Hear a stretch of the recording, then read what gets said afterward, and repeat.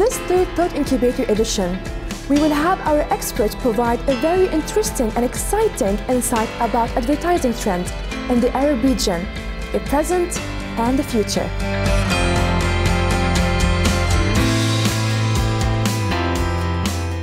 The media cluster is the cluster of media and telecom, which is Dubai Media City, International Media Production Zone, and Dubai Studio City. And that's how it's structured within telecom. So I would like to, on behalf of all of us, thank Telecom Investments Media Cluster for this amazing series that has been extremely beneficial for all of us.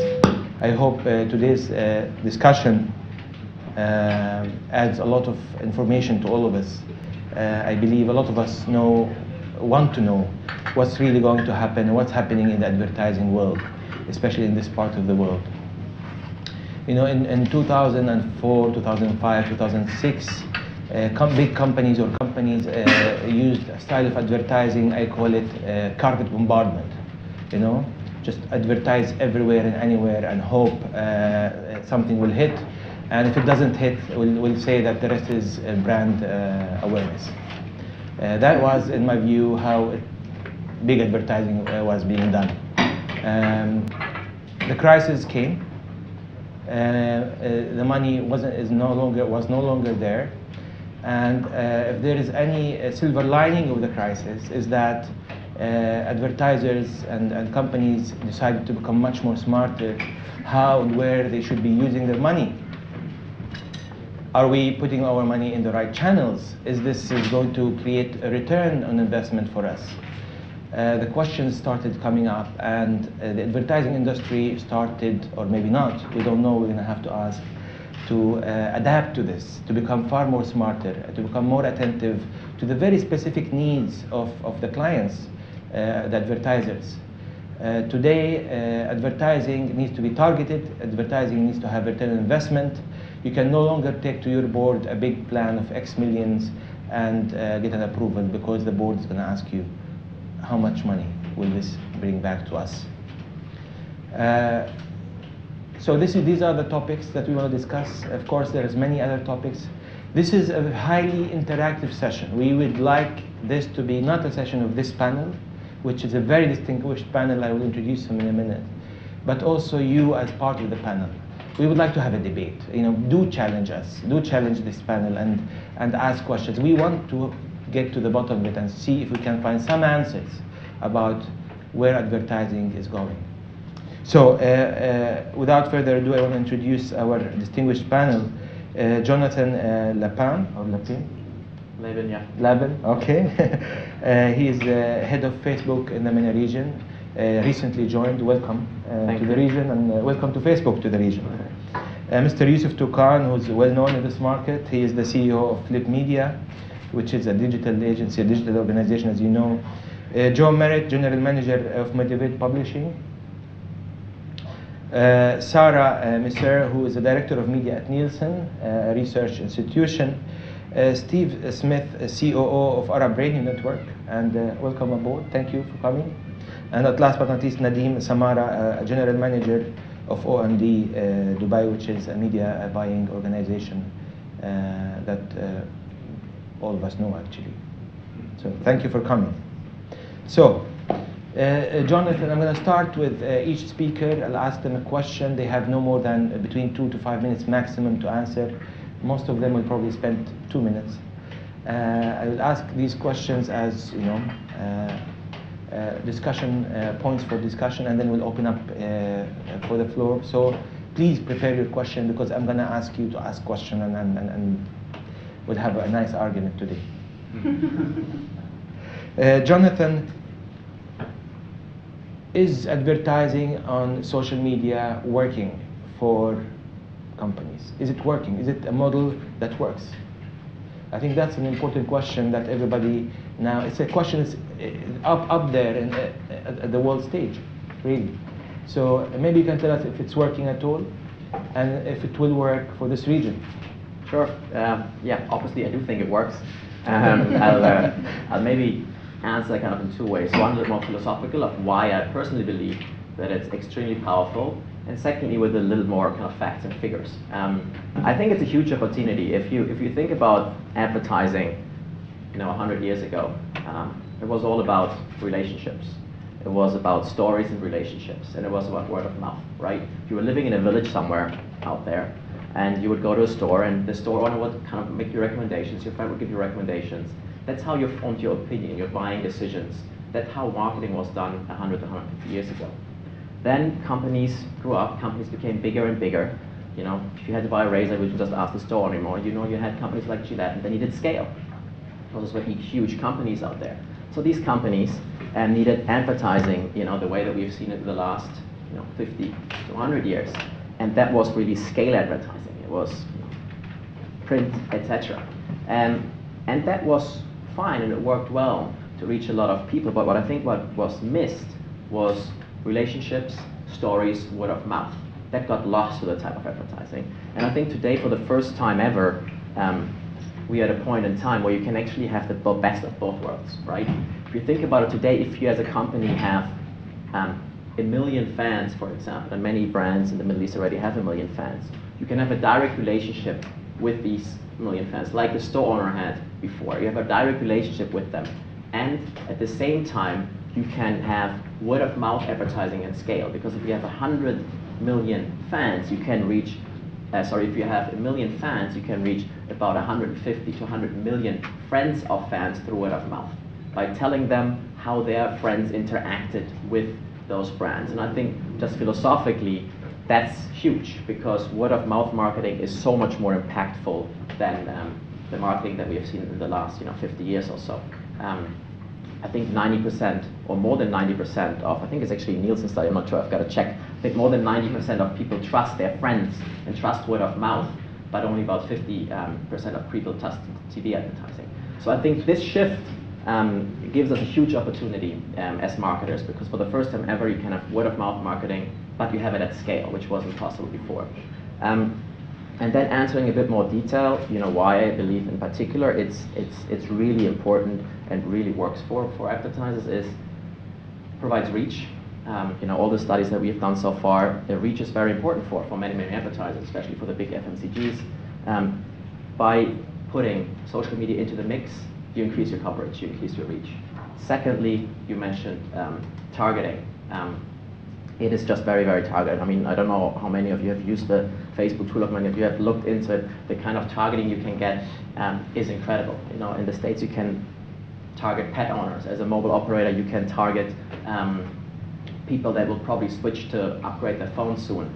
Now we're introducing something where you can match the email addresses that you might have as a mobile operator with Facebook, just target people with those email addresses.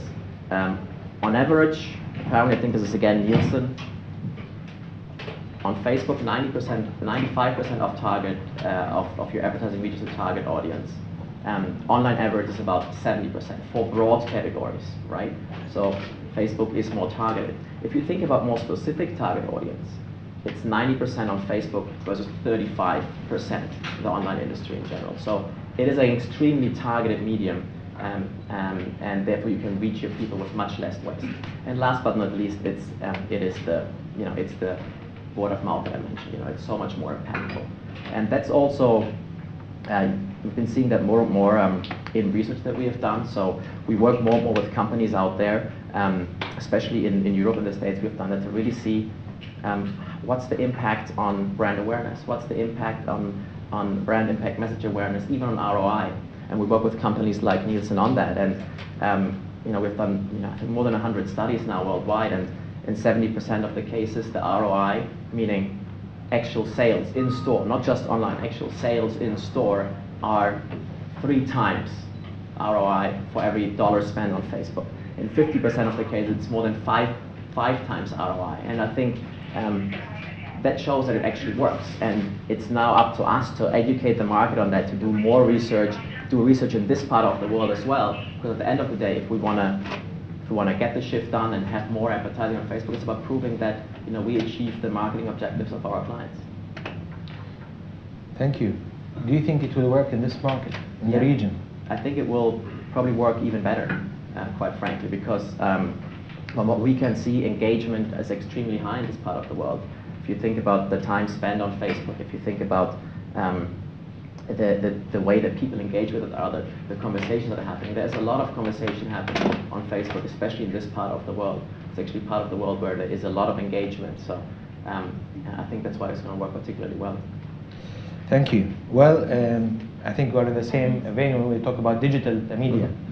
And Yusuf Toqan, somebody who's been, he is somebody who believed in digital media for a long time when many people didn't, when he started Flip Media. So tell us about digital media in this part of the world. Is it working? Yeah, thank you. I moved to Dubai in 1996. I dropped out of college because I didn't have enough money, and I came home for about 6 months. And at the time, my dad, an old IBM guy, was like, "There's this new thing called the internet, like, and you're useless with no job skills. Like, sit there and make websites." And so that's what I've done. So I've done nothing for the last 16 years of my life but build websites here in Dubai. I even had to meet my wife in a digital marketing conference, and when I proposed to her, I made her a website. She had to click yes. So I'm pretty into this stuff. I think what's really interesting though is, like we were saying earlier, I mean, one of the biggest challenges we've always had is trying to convince people of why we need to be online. And it's really interesting because I've always said that half my job is to try to convince people why they need to be on the web, and then the second half of my job is to convince them why they need to come work with my company to do it. But fortunately, and every year we have these conferences and these meetings go, is this going to be the year of digital, and is next year going to be the year of digital? I think we finally reached a point where we're not having that conversation anymore. We don't have to convince people. And I think there's two big factors that have played into that. I think the first one is this kind of new generation of digital devices in terms of your iPhones, your iPads, and everything else, where it's kind of brought computing to a new generation of people, and they suddenly start to realize how immediate and how powerful the web can be for searching for something or purchasing something. So that conversation's become a lot easier to win. And the second one really has been things like Facebook, where 3 or 4 years ago, when I would talk to people about why they need to be online, they go, "Oh, this is just for children." And they say, "Oh, just my daughter is on these networks." But now what you're realizing is that these people are looking and realizing that their daughters are staring down at a screen and not looking at their pan-Arab television channel, every day. And the second piece of that really is the fact that we're all becoming social creatures now. We're all spending more and more of our time in terms of entertainment, in terms of leisure, in terms of product research and everything else on the web, especially on social networks. And so the publishers especially, who really have, in large part, have been fairly slow to adopt this, have really picked up and have done really, really well. And the reality is that we always knew that eventually publishers like ARN, like Motivate, were the ones who were going to have to lead this. It wasn't for the digital industry to figure out how to make it work. It was for them to figure out how to make it work because they own the content, they own the relationship with their consumers, and they own the relationship with their brands. And it's really nice to see finally that digital is finally getting its day in the sun in the Middle East. Is advertising digital getting its day in the sun? You'll have to ask OMD about that. Well, okay, let's talk about publishing and print media. Joe, can you tell us, I mean, there has been, if you read articles that, those who profess about tipping points and changing worlds, they profess about the disappearance of print. And people say, because a couple of newspapers converted 100% to digital, there is a little bit of evidence of that. Is print going to exist? I think if I may, before I actually answer your question, I'll kind of pull your question apart a little bit. I don't accept that publishing and print are synonymous. My kind of interpretation of publishing is that you are a provider of content and you're disseminating content through any number of different channels. Now, if I speak about us as a business, yes, historically we've been a print-based business because when our business was launched, print was the dominant form of distribution. As the market evolves, as advertising spend migrates, as consumption habits migrate, then by definition our business will evolve to reflect that. So that's kind of a broader philosophical answer. On a more mundane day-to-day level, will print survive? Absolutely, yes. Before I came into this forum, I was doing a little bit of research and I was looking for some interesting stats that I thought would back up that particular argument.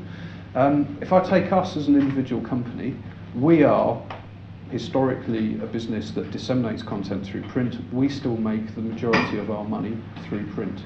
So the market dictates to us that print will survive, and we are a print company who believe in print, but we also believe in the integration of new forms of media and new channels of communication for our content.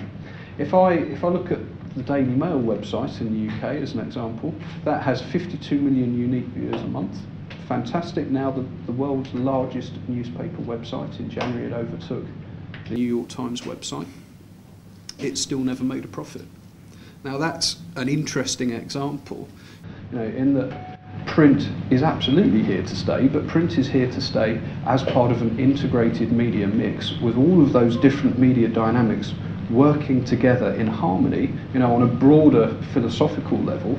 They're going to have to complement each other for the marketeer to generate the results he wants, to sell the product, to sell the concept, to do whatever it is to interact with the consumer and to influence the consumer. The thing to do is to take the best of what all of us offer and to mix those together. So on that basis, yes, absolutely, I believe print will survive. What about advertising in print? How is it doing now? I mean, we went through the crisis period. We did, and candidly, it was a severe readjustment. Speaking personally now, in my opinion, the advertising market here had become a vehicle to a certain extent of the property market, so there was a great deal of property advertising.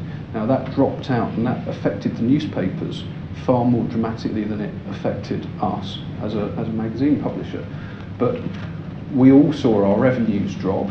Over the last 2 years to 18 months, we've seen those revenues recover.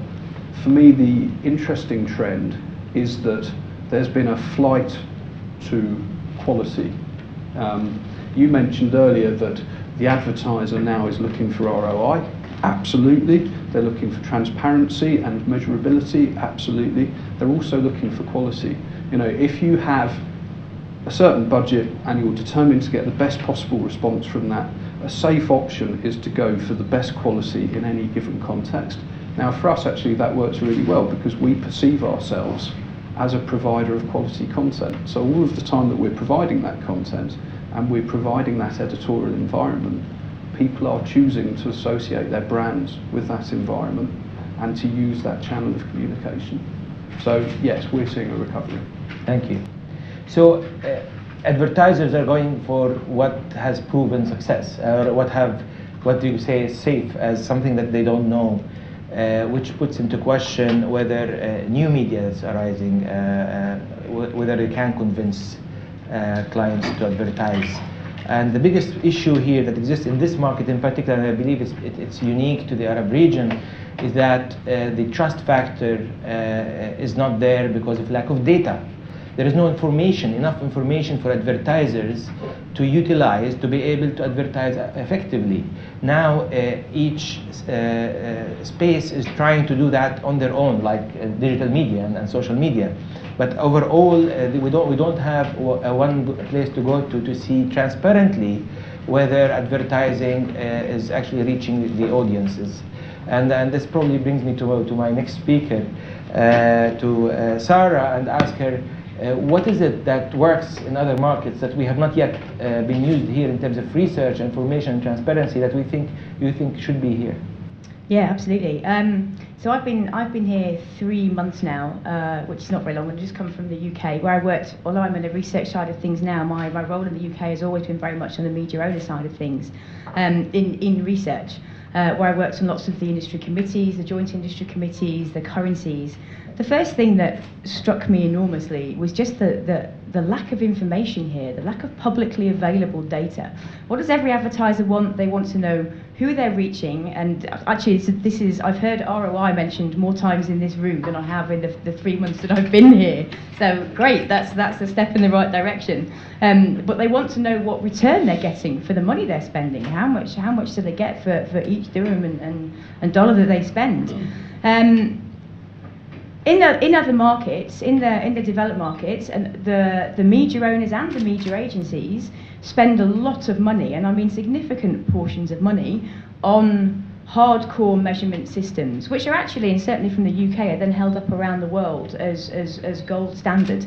When you're a media owner in the UK, you live and die by your circulation, by your readership, by your listeners, by your audience. You live and die by the numbers that you get to your content. The eyeballs, being able to count eyeballs accurately is what brings in the advertising dollar. So from a media owner point of view, it's crucial. From an advertiser point of view, it's crucial because that tells them, it gives them the transparency and the accountability that they require. There are a lot of, I see a lot of challenges here in this region. And of course, I'm kind of coming at this very new, but a lot of challenges here in this region with getting that transparency and accountability. The TV, so with people meters being introduced in the UAE, certainly, it absolutely has to happen. People meters are crucial there, and they again start to open up the real transparency for TV networks, and again for agencies and for advertisers. It's one virtuous circle. We don't live in a siloed world. The agencies, the media owners, the advertisers, we all want the same information. We might use it slightly differently, but we all want the same information, and we want the most accurate information that we can find. It was very interesting to hear, again, cross-platform and targeting has been mentioned several times. Everything that I see here is still very siloed. And again, I think that's because we're in a nascent market. It's developing and there's a lot of opportunity here. But actually what I think, what I hope my role at Nielsen can be, and what Nielsen can really do, is really start to not just think about TV audiences, not just think about print and radio audiences separately, but actually put the audience in the middle of all that and understand how media revolves around them, how they engage and interact across different platforms, because that's the way you will, media owners and agencies will start to, and advertisers will start to really speak to them and will start to really kind of deliver back to them what they need. Thank you. Steve will tell us a little bit about the radio world and is it able to attract advertising? How is the radio networks, and since you represent a network of 8, is it 8 radios? 8 stations. 8 stations. How are you being able, given that in absence of data? So there is a people's meter, and people's meter is a tool that measures viewership of TV programs, just in case anybody doesn't know what it is. Does it exist in radio? And if it doesn't, how are you adapting? Look, data is always something that we're looking to improve for radio, particularly here. And of course, with the agencies and media and the brands here, they need to know that radio station they're putting on the schedule actually has the audience. So this is an ongoing issue, and it's not just an issue for ARN; it's for the whole industry. And this is something that other people in the room have worked with me on over the past few years, and we're yet to get there, to get data that we can actually put our hand on our heart and make sure that it's at world standard. But radio right now is, there's not a lot about traditional in the future of radio. The future of radio really is, and I know if you've probably seen our billboards around Media City, that the numbers that we're generating on listening via non-traditional means, which I mean through either apps or via streaming online, are incredible when you consider the population here. I can only talk for us, but last month we had 851,000 people listening via non-traditional means. Now that's a big number, even when I'm obviously Australian, excuse the accent, but that kind of number even in Australia is quite considerable. So the uptake is massive. 50% penetration with smartphones. That has increased over the last couple of years dramatically. So for radio, if you're not investing in having your products available online or via apps, well, really you are going to miss the boat. And this is something we've really focused on over the last couple of years. I'll go back to what you're talking about on the print side, and this is very, very important for us at ARN, is that the content drives the listenership. So if it's not the greatest content in the world, it doesn't matter what platforms you have, it won't cross over. So our investment is, of course, being available everywhere, because the consumer isn't going to wait to get in the car to listen to their favourite radio station. They want it now. So with us, we're very much investing on making sure that we have the latest and greatest from an apps point of view or a streaming point of view. But the key thing to all this is great content, great news, great traffic reports, entertaining jocks. You know, did you hear Chris Fade this morning? He was hilarious. But that has to happen every morning. So we're constantly looking for and training our on-air people, making sure that they're the best.